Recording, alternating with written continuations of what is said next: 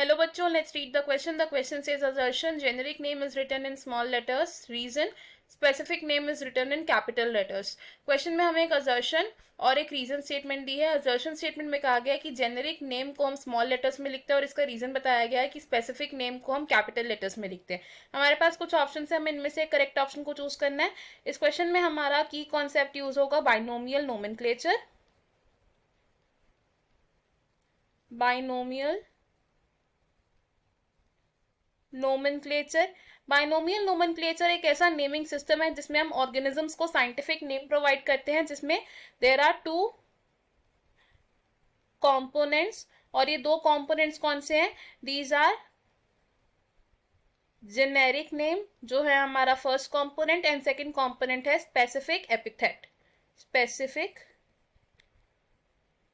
Epithet. अब binomial name को लिखने के लिए कुछ रूल्स होते हैं, जैसे कि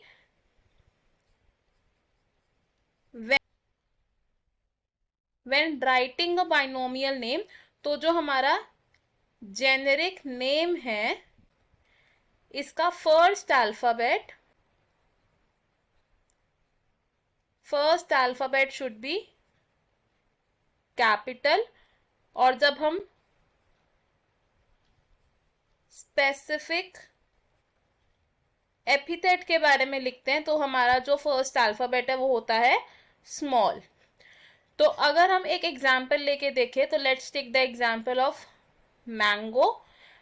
मैंगो का साइंटिफिक नेम होता है मैंजीफेरा इंडिका. तो इस नाम में हम क्या देख रहे हैं कि फर्स्ट कंपोनेंट रिप्रेजेंट कर रहा है जेनेरिक नेम को जिसका फर्स्ट अल्फाबेट कैपिटल है, एंड सेकंड वर्ड रिप्रेजेंट कर रहा है स्पेसिफिक नेम को या स्पीशीज नेम को जिसका फर्स्ट अल्फाबेट स्मॉल है.